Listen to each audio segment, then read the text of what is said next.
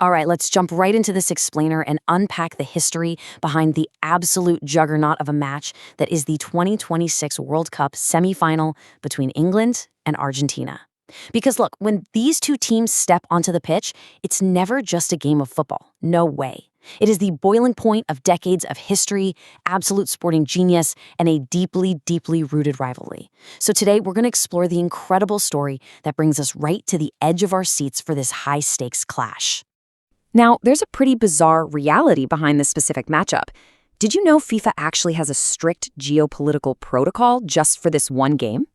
Normally, we think of the World Cup as this giant festival of global unity, but geopolitics is completely baked into this fixture. FIFA's refereeing committee literally has to factor in international relations before they even think about blowing a whistle. And that tension runs so incredibly deep, it actually births something called the Falklands Rule.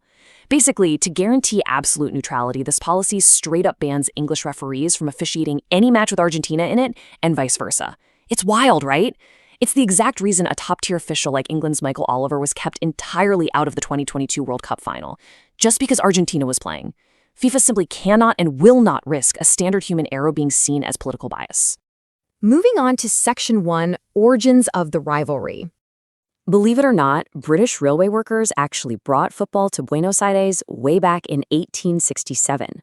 And honestly, for a long time, things were totally fine. They played friendly matches, including a really famous one in 1953, where Argentina finally beat an English side.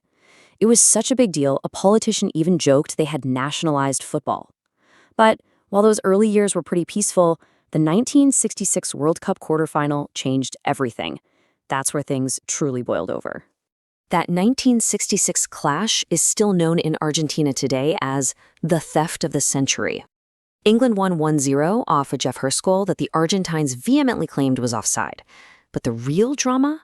That was the sending off of Argentine captain Antonio Ratin. So, he gets cautioned by a German referee who, get this, doesn't even speak Spanish and is sent off for what the ref called violence of the tongue. Ratin was so absolutely furious, he refused to leave the pitch and ended up completely scrunching up a British corner flag on his way out. And to make matters worse, England manager Alf Ramsey famously refused to let his players swap shirts and called the Argentine players animals to the press. The fuse was officially lit. Section 2.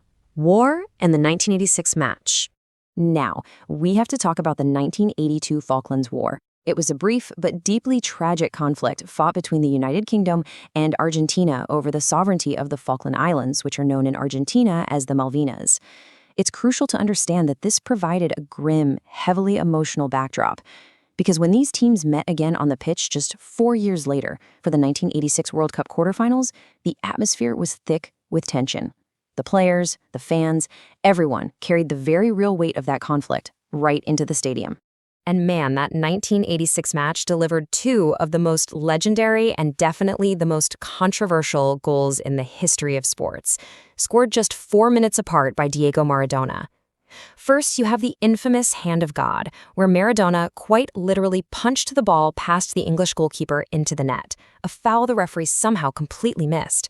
And then, almost immediately after, he delivers the goal of the century.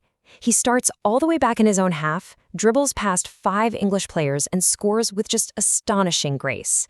So you have one goal born of sheer, unbelievable cheek, and another born of pure, otherworldly genius. You really can't understate the psychological weight of this game. Maradona actually wrote later that despite people saying beforehand that football and the war were totally separate, that wasn't the reality for the squad at all. He said it was as if we had beaten a country, not just a football team. We knew they'd killed a lot of Argentinian boys there, and this was revenge. For Argentina, winning that game was deeply, deeply tied to a sense of national vindication. And here's a crazy bit of trivia for you. The shirt Maradona wore during that exact match was swapped afterward with England's Steve Hodge. Well, decades later, that very same shirt went up for auction and sold for a staggering £7.1 million. I mean, that is just an astronomical amount of money, but it really goes to show how culturally and historically massive that single game of football remains. Section 3, Red Cards and Redemption. So the rivalry continues, and the personal stakes just keep getting higher. Cut to the 1998 round of 16. A young David Beckham kicks out at Diego Simeone, gets a red card, and England ends up losing on penalties. The English press absolutely eviscerated Beckham the next day. But talk about a comeback story. 4 years later, in the 2002 group stage, fate hands him a rematch. Beckham steps up, blasts a penalty straight down the middle, giving England a 1-0 win that actually knocked Argentina out of the tournament. He completely rewrote his own legacy right there. Which brings us to Section 4, Messi versus Bellingham. We are looking at an absolute generational clash for 2026. On one side, you have the record-breaking 22-year-old Jude Bellingham. He is having the tournament of his life. Even playing mostly from the midfield, he's bagged 4 goals in his last 2 knockout games and is just shattering records left and right. And then, on the flip side, you have Lionel Messi, the greatest player of his generation, completely defying all the normal rules of athletic decline. He's scored in 9 consecutive World Cup matches, he's the all-time leading World Cup goal scorer, and he is the undeniable heart and tactical soul of this Argentine squad. And both of these teams are coming in battered, but seriously resilient. England, under manager Thomas Tuchel, they've been dealing with intense media scrutiny, midfield injuries, public friction, the whole shebang. But they know how to win ugly, and hey, that's absolutely crucial in knockout football. Meanwhile, Argentina's run has been totally chaotic. They've been trailing against Cape Verde, Egypt, Switzerland, but they are absolute mentality monsters. They just continually claw their way back from the brink. They literally refuse to be beaten. So with decades of political tension, infamous red cards, and some of the purest footballing genius ever witnessed all leading up to this exact moment, I have to ask you, who will write the next chapter? Will Jude Bellingham cement a brand new legacy for England?